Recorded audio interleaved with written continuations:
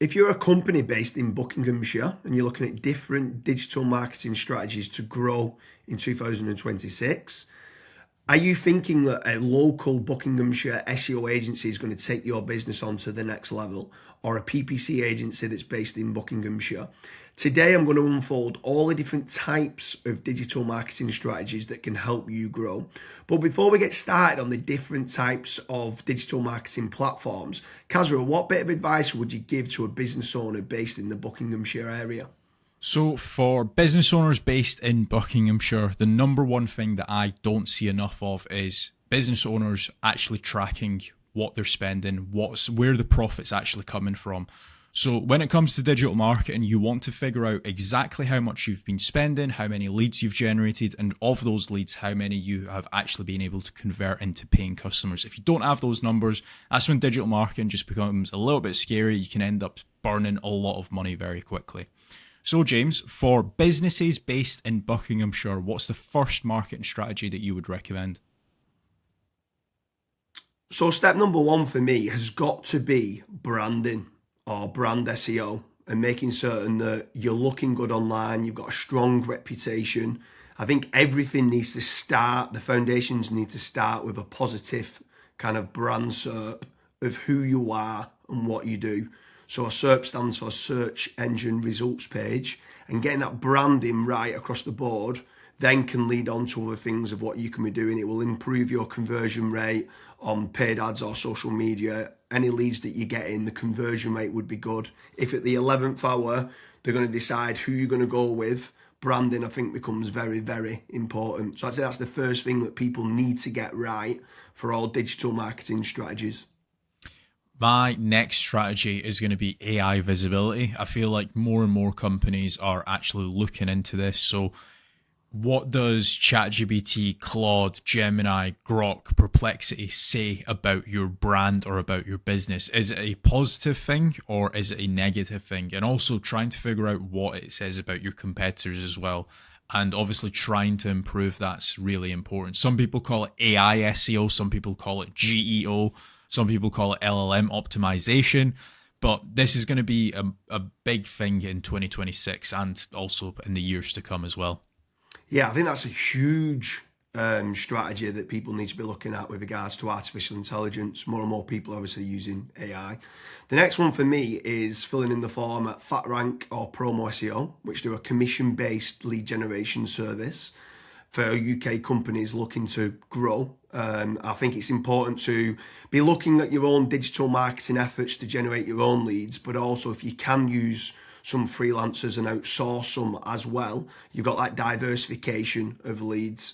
So head on over to fatrank.com, fill in the form and see whether they can help you with a no risk supply of inquiries. Promise you'll also do a very similar performance-based lead generation service as well that you might want to fill in the form with there, and just double check whether you can go and get a third-party lead generation company to top up and start generating you some leads for your business to grow in 2026.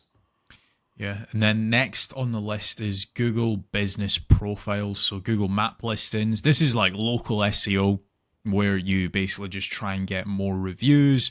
You build out your Google Business Profile in your local area. Now, there's pros and cons to this.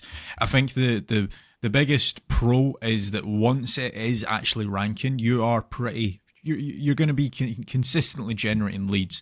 However, to get from nowhere, like let's say you do not have a Google Maps listing at all, to get it ranking to position number one, the issue you've got with that is there might be, let's say, a 60 or 100 review deficit.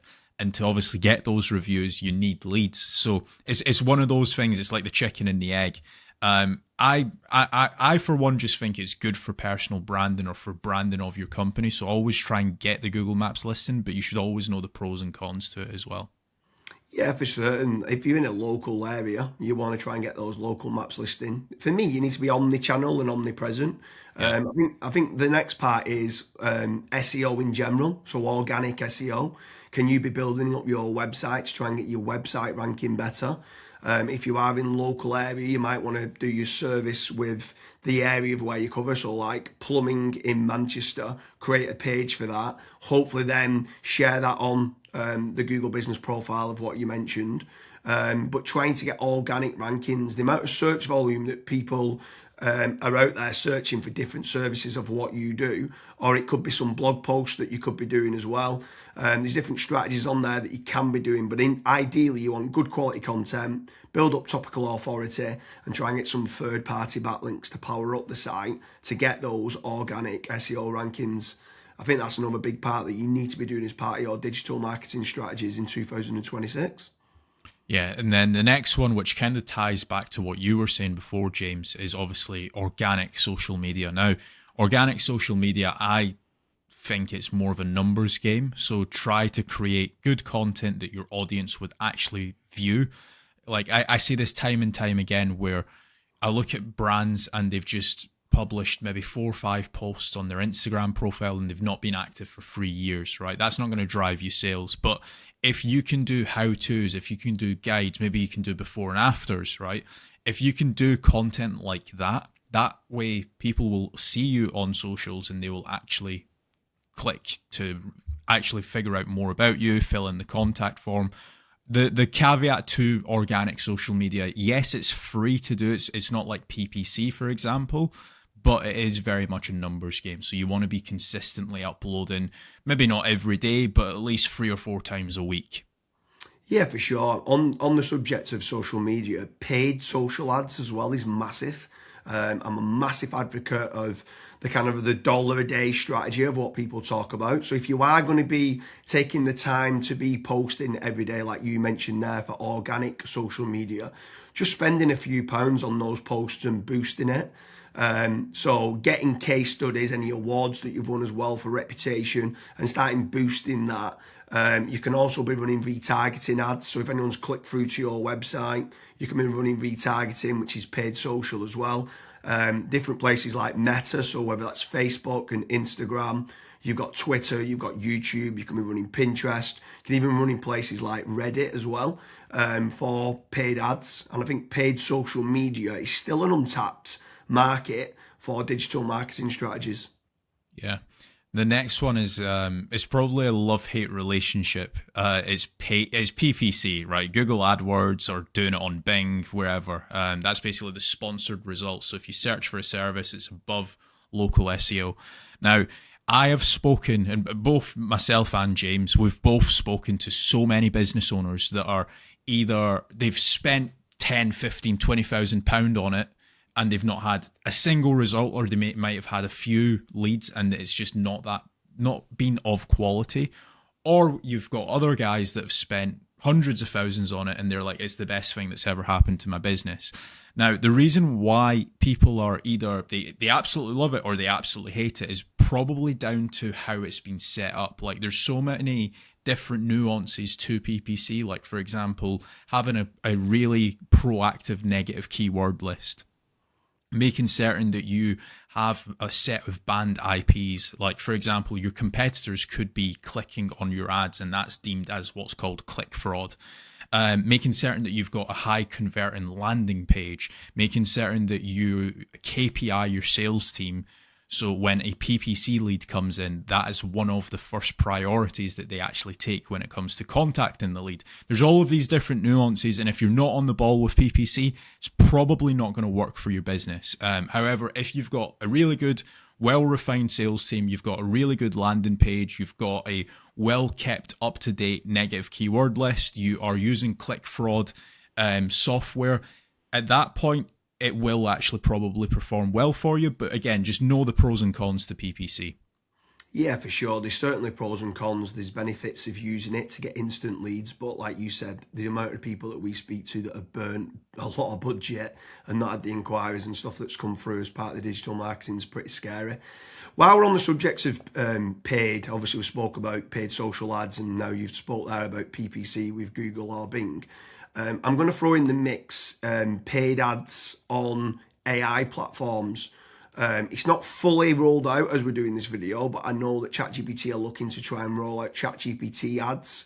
Claude, Perplexity, other kind of LLMs might start rolling it out in 2026. I think if you're one of the early adopters and innovators to get on there, I think you could be getting cheap leads or cheap contact form submissions. So it's something to look out for of doing paid AI listings and ads. I think that could be something to look out for in 2026. Next on the list, and this is a little bit out of control. You do obviously have like forums that you can get your brand mentioned in, like for example Reddit and Quora. That very much comes down to the after fact, like where are your customers that you've been dealing with previously? Are they actually raving and shouting about you? If they are, then that's a very good resource of getting other people recommending you. So if you can get that, again, it's a little bit out of your control, but asking for reviews, asking for them to recommend you to friends, to people, that can obviously generate you a decent amount of leads and inquiries as well. Yeah, for sure. And the add-on benefits to places like Reddit is that it's getting cited so much now in the AI overviews. So when you spoke there early on about AI visibility, if you can try to get a positive kind of lot of people talking about the products and services of what you do and some reviews on there, it's indirectly then going to help you, or directly actually is going to help you with AI visibility. And then the last one for me is tradesman websites, so like Check a Trade, Bark, or teaming up with a third party lead generation company. Something I would say with all of these practices, Kazza touched on earlier about making certain that you understand your KPIs and your ROAS, return on ad spend. I think it's very important for business owners that are doing any sort of digital marketing to be tracking how much time and effort's being put into, let's say, running organic social media or running paid ads.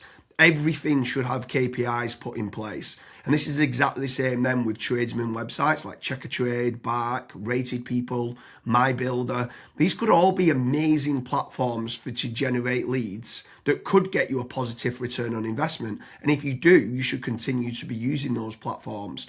There's certain lead generation companies out there as well that could generate you quite a lot of leads. They could be using organic SEO or PPC or social media ads to generate you those leads. But if they are getting you a positive return on investment, again, I'm all for it as part of your digital marketing strategies. But I just want to repeat one more time with regards to FatRank and Promo SEO. They do lead generation and they guarantee a return on investment. It's a commission-based lead generation service or performance-based lead generation service. So make sure you head on over there, fill in the form. That could just be one part of generating leads of many. You should be trying to generate your own. You should never have a single point of failure, and you should be trying to get that diversification. But make sure you head on over to Promo SEO or FatRank lead generation service as part of your digital marketing efforts in 2026. Thank you very much, Kazra.